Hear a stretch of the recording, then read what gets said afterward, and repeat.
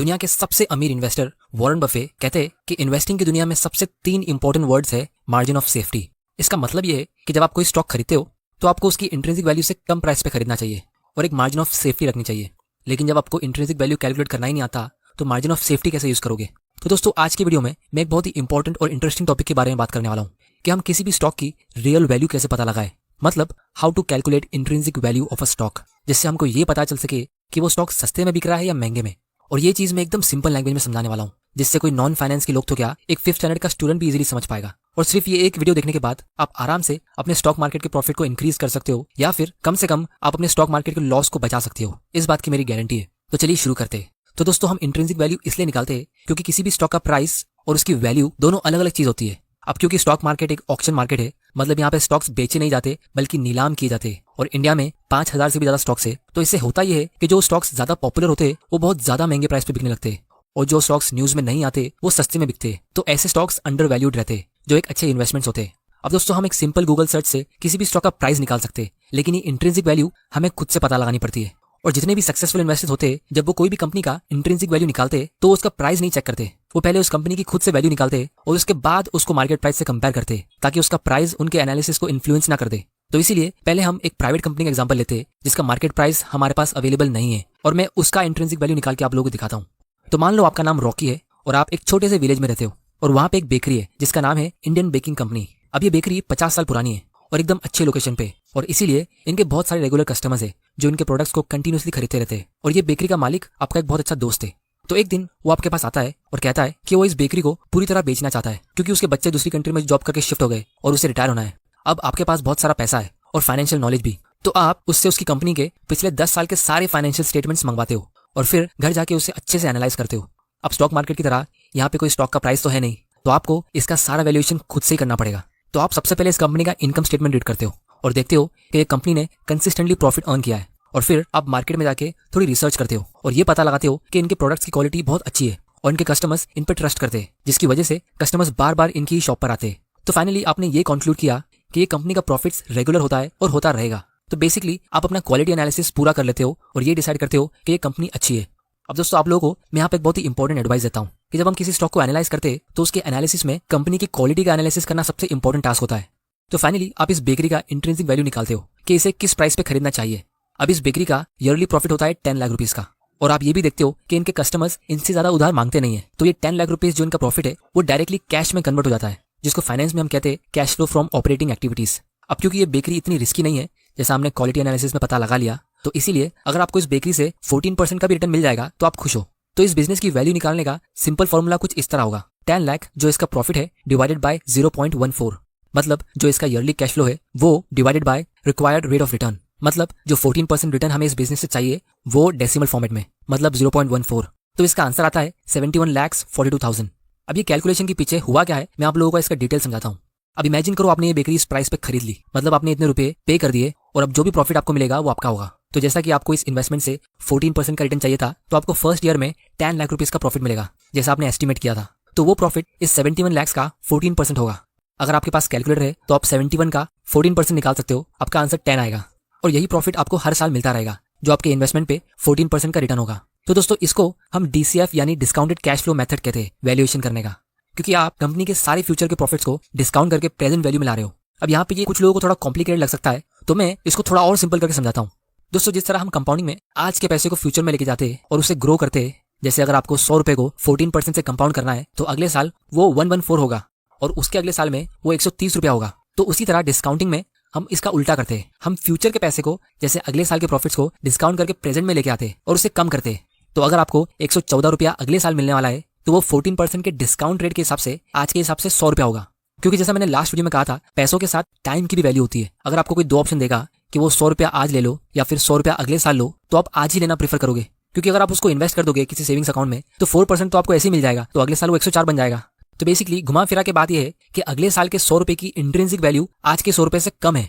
तो अब रॉकी का ये नया बिजनेस हमें हर साल हमेशा के लिए 10 लाख रुपए का प्रॉफिट देगा। तो आप इस चार्ट में देख सकते हो जो प्रॉफिट आपको 1 साल के बाद मिलेगा, इसकी वैल्यू होगी आज के हिसाब से लगभग 8.77 लाख, और फिर उसके अगले साल का प्रॉफिट जो आपको 2 साल बाद मिलेगा वो भी 10 लाख रुपीज का ही होगा, लेकिन उसकी इंट्रिंसिक वैल्यू आज के हिसाब से लगभग 7.69 लाख की होगी। और इसी तरह आप देख सकते हो आपको कंपनी से हर साल 10 लाख ही मिल रहा है, लेकिन इसकी वैल्यू आज के हिसाब से कम होती जा रही है। वो इसलिए क्योंकि ये सारे प्रॉफिट्स आपको फ्यूचर में मिल रहे हैं और आप कंपनी को खरीदने के लिए आज ही पैसा पे कर रहे हो।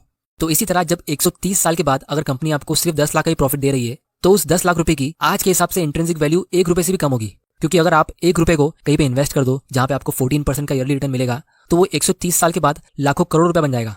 तो इसीलिए लॉन्ग टर्म में आपके बिजनेस के कैश फ्लो की प्रेजेंट वैल्यू जीरो तो नहीं होगी, लेकिन बहुत कम होगी। तो फाइनली जब आप इन सारे पैसों को टोटल करोगे, इन सारे कैश फ्लो को ऐड करोगे, तो गैस करो आंसर कितना होगा। तो दोस्तों इसका आंसर होगा 71,42,000।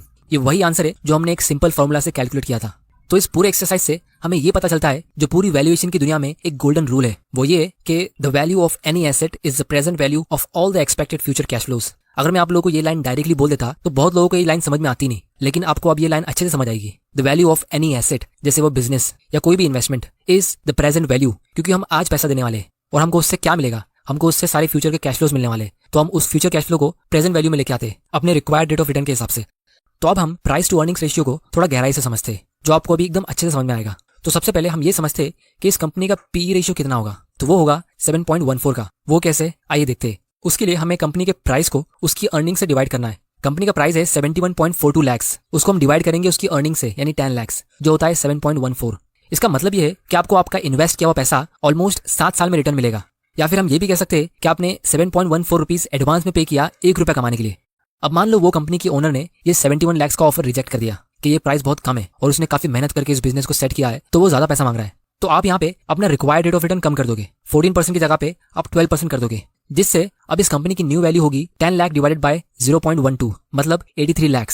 तो अब आप नोटिस करोगे कि यहाँ पे कंपनी का पी रेशियो बढ़ गया, अभी ये 8.33 का हो गया, मतलब आप 8.3 रुपया पे कर रहे हो 1 रुपया कमाने के लिए। तो एज एन इन्वेस्टर आपको कम पी रेशियो वाले इन्वेस्टमेंट्स में ज्यादा फायदा होना चाहिए, क्योंकि जब पी रेशियो कम होगा तो आप उस बिजनेस को सस्ते में खरीद रहे हो। अब हम स्टॉक स्क्रीनर पे आते और इसे रियल लाइफ में चेक करते। तो जैसा आप यहाँ पे देख सकते हो, रिलायंस का पी रेशियो 34 का है, मतलब आप 34 रुपया एडवांस में पे कर रहे हो 1 रुपया कमाने के लिए, जो मेरे हिसाब से बुरा है। और इसीलिए यहाँ पे टिकर टेप ने सामने ही लिखा है कि the current price is more than intrinsic value. मतलब अगर आप ऐसे महंगे प्राइस पे इस कंपनी को खरीद लोगे तो हो सकता है आप प्रॉफिट कमा लो, लेकिन आपका प्रॉफिट बहुत कम होगा। तो अब आप मुझसे पूछोगे कि लोग बहुत सी कंपनीज को 50 के पी पे, 100 के पी पे या कभी कभी 1000 के पी पे खरीद लेते, तो वो उसे इतना महंगे प्राइस पे खरीदते क्यों है? तो उसका आंसर ये है कि वो लोग उम्मीद कर रहे हैं कि कंपनी का प्रॉफिट फ्यूचर में बढ़ेगा और बहुत ज्यादा स्पीड में बढ़ेगा। लेकिन मेरे हिसाब से आपको ऐसे स्टॉक्स को अवॉइड करना चाहिए। तो इसीलिए किसी भी स्टॉक को खरीदने से पहले अगर आप एक बार यहाँ के ये बेसिक चीजें चेक कर लोगे तो आप काफी हद तक अपने लॉस को बचा लोगे। और जो स्टॉक्स सस्ते, आप उन पर ज्यादा टाइम देके उन पर रिसर्च कर सकते हो। और आज की तारीख में आपको ये इतना सारा कैलकुलेशन करने की जरूरत नहीं पड़ेगी, क्योंकि जैसा आप देख सकते हो हमारे पास आज ऐसे बहुत सारे स्क्रीनर्स है जो हमें रेडीमेड इन्फॉर्मेशन देते हैं कि ये स्टॉक सस्ता या महंगा है। तो दोस्तों ये वीडियो को स्पॉन्सर किया है टिकर टेप ने, जहाँ पे आप स्टॉक्स को इजीली फिल्टर कर सकते हो और फिर एनालिसिस भी कर सकते हो। और इनके पास ये एक स्पेशल फीचर है जहाँ पे आप कंपनी के प्राइस और उसकी अर्निंग्स का फोरकास्ट देख सकते हो कि फ्यूचर में इसका शेयर प्राइस कहाँ जा सकता है, जिसको आप प्रो वर्जन के लिए सब्सक्राइब करने के बाद देख सकते हो। और आप 14 डेज का फ्री ट्रायल भी ले सकते हो इसे ट्राई करने के लिए। तो इसीलिए वीडियो को एंड करने से पहले मैं सिर्फ इतना कहना चाहूंगा कि वॉरेन बफे हमेशा एक बात कहते हैं, वो ये कि whether we are buying all of a business or a little part of business, यानी stocks, I always think we are buying the whole business because that's my approach to it. I look at it and I say what will come out of it and when. क्योंकि जैसा मैंने आप लोगों को इस video में बताया, business का काम होता है प्रॉफिट कमाना, और आज हमने समझा कि पैसे के साथ टाइम की भी वैल्यू होती है, तो वो प्रॉफिट कब आ रहा है वो भी मैटर करता है। और जैसा मैंने वीडियो के स्टार्ट में डिस्कस किया था कि ये स्टॉक मार्केट एक ऑक्शन मार्केट है, तो कुछ कंपनी का स्टॉक प्राइस इतना ज्यादा ऊपर चला जाता है कि उसका पी रेशियो 100 तो क्या 1000 के ऊपर निकल जाता है, और लोग उसे इसलिए खरीदते रहते हैं क्योंकि उन्हें लगता है कि वो स्टॉक प्राइस यूं ही ग्रो होता रहेगा। लेकिन अगर वो कंपनीज ग्रो नहीं हुई तो 1000 के पी रेशियो के हिसाब से आपका पैसा 1000 साल में डबल होगा, क्योंकि आपने पहले ही 1000 रुपया एडवांस में पे कर लिया 1 रुपया कमाने के लिए। इसीलिए स्टॉक प्राइस को देख के या किसी के टिप्स पे इन्वेस्ट करना बहुत रिस्की होता है, क्योंकि जब तक आपको टिप मिलती है तब तक स्टॉक ऑलरेडी बहुत ऊपर निकल जाता है उसकी इंट्रिंसिक वैल्यू के मुकाबले। और जैसा आप यहाँ पे देख सकते हो, एकदम फ्रेश एग्जांपल से टेस्ला का या गेम स्टॉप का या फिर इंडिया में अडानी ग्रीन का, ऐसे स्टॉक्स जितना स्पीड में ऊपर जाते उतनी ही स्पीड में नीचे आते। और ये चीज इतिहास में सालों से होती आ रही है और होती रहेगी, क्योंकि सिर्फ स्टॉक के प्राइस को बढ़ता हुआ देख के इन्वेस्ट करने वाले हमेशा आते रहेंगे। लेकिन दोस्तों आपने यहाँ तक ये वीडियो को देख लिया है तो आई एम श्योर आप लोग ऐसी गलती बिल्कुल नहीं करोगे। तो दोस्तों नेक्स्ट वीडियो में हम इसको थोड़ा और डिटेल में समझेंगे कि Warren Buffett exactly intrinsic value निकालते कैसे।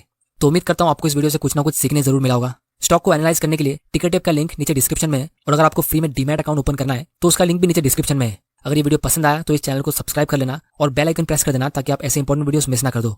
और इस वीडियो को ज्यादा से ज्यादा शेयर करना अपने फ्रेंड्स और फैमिली के साथ, ताकि वो भी सीख सके कि एक्चुअल इन्वेस्टिंग होती क्या है। वीडियो पसंद आया तो इसे लाइक करो, नहीं पसंद आया तो डिसलाइक करो। आपका वैल्यूबल टाइम देने के लिए thank you and good bye.